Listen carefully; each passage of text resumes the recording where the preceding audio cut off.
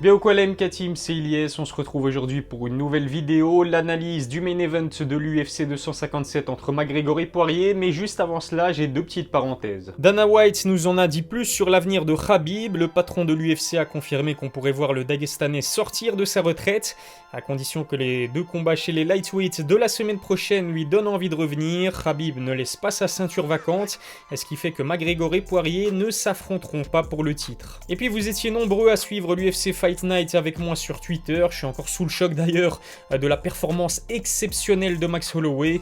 Le Hawaïen a probablement sorti l'une des masterclass les plus impressionnantes de l'histoire de l'UFC, c'était vraiment splendide. Revenons à nos moutons, dans la nuit de samedi à dimanche prochain, Conor McGregor fera donc son grand retour à l'UFC, on s'en souvient, sa dernière sortie elle s'était soldée sur une victoire assez facile en 40 secondes face à Cowboy, mais cette fois-ci, le Notorious a donc décidé de revenir chez les lightweights et d'affronter l'un des meilleurs combattants de sa division. Dustin et Conor se connaissent bien, les deux hommes se sont affrontés chez les featherweight en 2014 et à cette époque, l'Irlandais s'était facilement imposé sur KO en moins de 2 minutes. Il n'a suffi que d'un seul coup bien placé pour que Conor éteigne la lumière.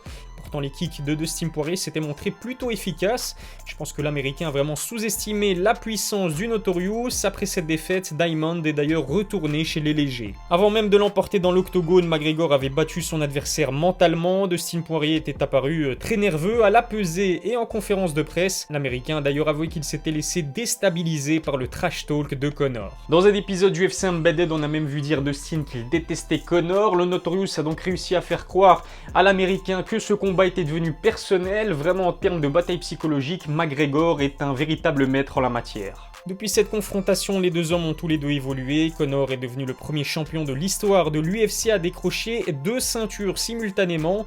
Il est devenu aussi la plus grande star de l'organisation, mais après sa victoire contre Dustin, il n'a combattu qu'à 8 reprises à l'UFC pour un bilan de 6 victoires et 2 défaites. De son côté, Dustin Poirier s'est montré beaucoup plus actif malgré quelques blessures. Il a remporté 11 de ses 13 combats et est devenu champion intérimaire chez les lightweights. Il a d'ailleurs donné du fil à retordre au monstre de la division, Khabib Nurmagomedov. Une autre catégorie de points, un parcours opposé, on peut dire que ce rematch finalement il sera totalement différent par rapport au premier combat, déjà parce que les deux combattants ont gagné en maturité et qu'en plus ils se sont considérablement améliorés. Pourtant McGregor a promis une victoire encore plus rapide qu'au premier combat. Je ne sais pas pour vous, mais moi j'ai plutôt tendance à le croire. Quand on analyse le style des deux combattants, c'est fort possible. Tout d'abord parce que Conor l'a fait en moins de 2 minutes au premier combat, le tout chez les featherweights après un cutting assez important. Il peut donc logiquement y arriver dans sa catégorie de prédilection. Ses 19 KO en 22 victoires dans 3 divisions différentes sont là pour le prouver. Deuxièmement parce que le Notorious a un style très explosif, c'est dans les 2 premiers rounds qu'il est le plus dangereux.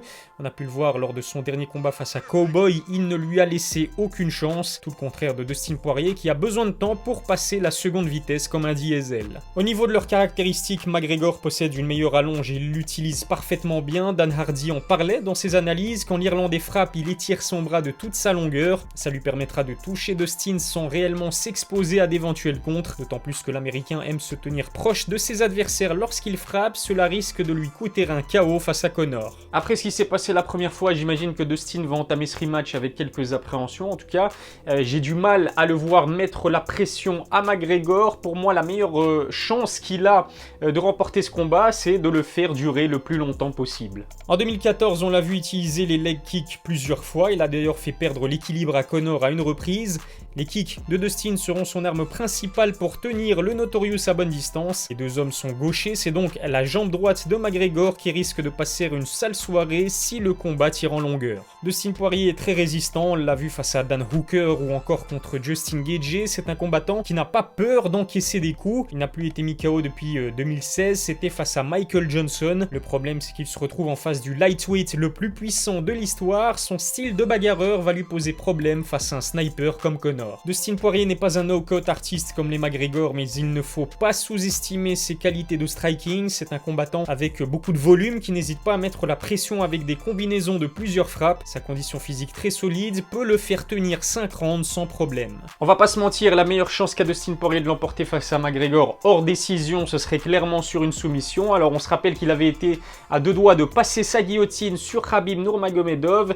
Sa dernière victoire sur soumission date de 2017, mais sa ceinture noire de Jiu-Jitsu sera très clairement son atout principal. Vous le savez certainement, les 4 défaites en carrière de Conor sont toutes intervenues sur soumission. Encore faut-il que Dustin sache l'emmener au sol, et on peut le dire, ce n'est pas vraiment sa qualité principale. Rajoutez à cela les takedown defense de Conor qui sont largement sous-estimés, et je pense vraiment que l'Américain aura pas mal de mal à l'envoyer au sol. Dans ce domaine, l'Irlandais a montré de très belles choses face à Khabib. Dire que McGregor est facile à emmener au sol est tout simplement faux. Conscient de ses lacunes, il a considérablement travaillé cet aspect de son game. Il dispose d'ailleurs d'un excellent grappleur dans son équipe en la personne de Dillon Danis. Lorsqu'il affronte des lutteurs dangereux comme Khabib ou Eddie Alvarez, Conor veille d'abord à bien défendre les takedowns. Finalement, ça le préoccupe pendant tout le combat et c'est totalement logique. Malheureusement pour Dustin, je ne pense pas que ce sera le cas face à lui parce qu'il n'est tout simplement pas assez costaud en termes de lutte pour inquiéter réellement Conor McGregor.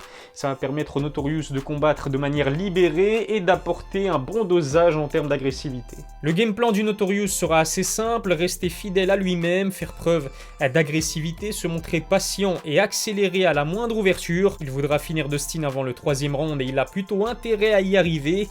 Contrairement à son adversaire, il risque de se fatiguer assez vite. Conor McGregor est armé pour l'emporter une nouvelle fois sur KO face à Dustin Poirier. Il l'a déjà fait en étant plus léger, il peut le refaire dans sa catégorie de prédilection.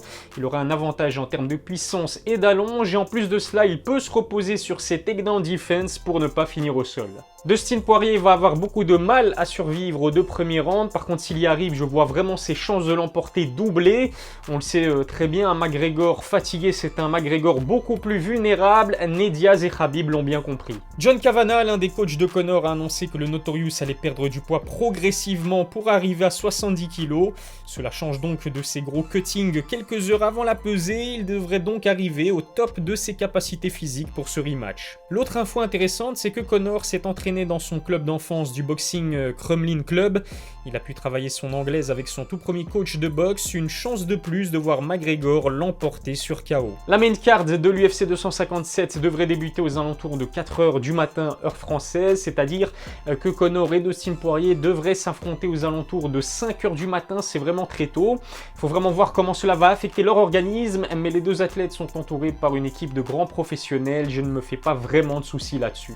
Les spectateurs seront également de retour pour assister à l'UFC 257, alors on estime qu'ils seront autour de 2000 spectateurs dans l'arène pour suivre le premier pay-per-view de l'année. Cette présence de spectateurs, je pense que ça va aussi galvaniser fortement les 2 combattants. Abonnez-vous à ma chaîne YouTube, lâchez un petit pouce bleu si la vidéo vous a plu. N'oubliez pas de me suivre sur mes réseaux sociaux, Twitter et Instagram, les liens sont dans la description. Je vous dis merci de m'avoir suivi et on se donne rendez-vous bien évidemment dimanche prochain pour le débrief de cette UFC 257. D'ici là, prenez soin de vous.